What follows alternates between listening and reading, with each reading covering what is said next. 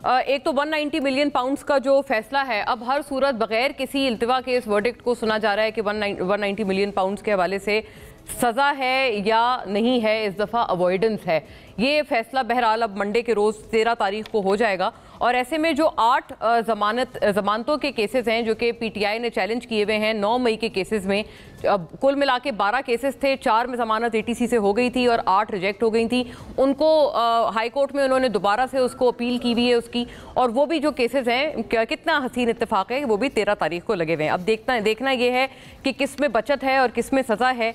लेकिन बहरहाल इस पूरी चीज़ का मुज़ाकरात से कोई ताल्लुक़ है या ये सिर्फ हमारे जहन का वहम है, इसके ऊपर भी बात करना अहम है।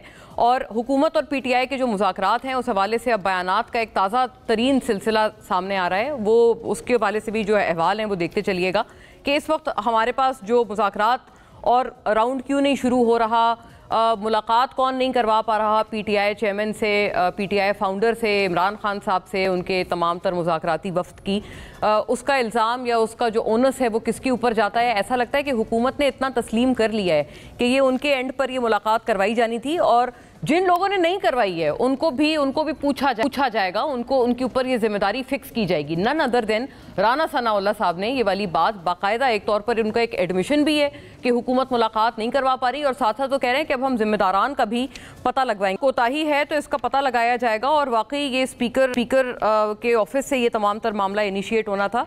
लेकिन जो एक पूरी कॉन्वर्सेशन चल रही है, जो स्टेटमेंट्स की एक बयानात की कड़ी है, वो देखते चलिएगा कि हुकूमत पीटीआई मुज़ाकरात इस सिलसिले में अभी तक की क्या पेशरफ्त है। सुनने में आ रहा है कि शायद 13 तारीख को एक दोबारा रिजम्पशन की हो सकती है, क्या होगी या नहीं। स्पीकर कौमी असेंबली अयाज सादिक ने कहा है कि मुज़ाकराती जो कमेटी है उसका इजलास बुलाने के लिए तैयार हूँ, लेकिन किसी ने राब्ता ही नहीं किया तो क्या इजलास बुलाएंगे।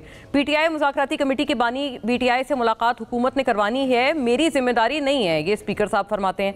सलमान अकरम राजा ने कहा कि अगर 9 मई और 26 नवंबर के हवाले से जुडिशल कमीशन की तश्कील के सिलसिले में हुकूमत ने मुज़ाकरात की तीसरी नशिस्त में ठोस यकीन दहानी नहीं कराई तो फिर मुज़ाकराती अमल को ख़त्म समझा जाए। असद कैसर ने कहा कि हुकूमत ने वादा किया था कि बानी पीटीआई से हमारी मुलाकात करवाई जाएगी, हुकूमत की जानिब से अब मुख्तलिफ हीले बहाने किए जा रहे हैं। राना सनाउल्लाह साहब कहते हैं कि मुलाकात करवाने के जिम्मेदारान, जो अभी आपने सुना भी है, स्पीकर ऑफिस से हिदायत जाना थी, लेकिन स्पीकर को इमरजेंसी में बैरून मुल्क जाना था, इसलिए स्पीकर ऑफिस से हिदायत नहीं गई, वो वापस आ जाएं तो मुलाकात करवाने में कोताही के जिम्मेदारों का तयन भी करेंगे। राना सनाउल्लाह का कहना था कि अगर पीटीआई चाहती है सियासी कैदियों की रिहाई हो तो लिस्ट फराहम करें, देखेंगे कौन सियासी कैदी है और कौन नहीं है। और इसके ऊपर वफाकी वज़ीर एहसन इकबाल साहब का भी, उनका भी एक मौक़िफ़ आया है। वो कहते हैं कि बानी पीटीआई तो सियासी कैदी हैं ही नहीं, वो क्रिमिनल कैदी हैं। दूसरी जानिब पीटीआई ने भी जो है वो मुज़ाकरात की डेडलाइन बढ़ाने का एक अंदिया दिया है। शिबली फराज साहब ने ये बात कही है, तो इसके बारे में भी बात करेंगे कि 31 जनवरी से क्या डेडलाइंस वाकई आगे भी बढ़ सकती हैं, और जो ये 31 की डेट है इसमें कोई खैर का सिग्नल है, क्योंकि पीटीआई के हवाले से कहा जाता है कि वो लोग डेट्स के बारे में बड़े कॉशियस हैं, ओवर कॉशियस हैं, और जो अपनी तारीख वगैरह का तयन करते हैं कुछ बहुत ख़ास इसमें जो एक अमल फ़िक्र होता है उनको मद्देनज़र रखते हुए करते हैं। क्या ये 31 का भी इसी तरह से तयन हुआ है, इसके ऊपर भी बात रहेगी।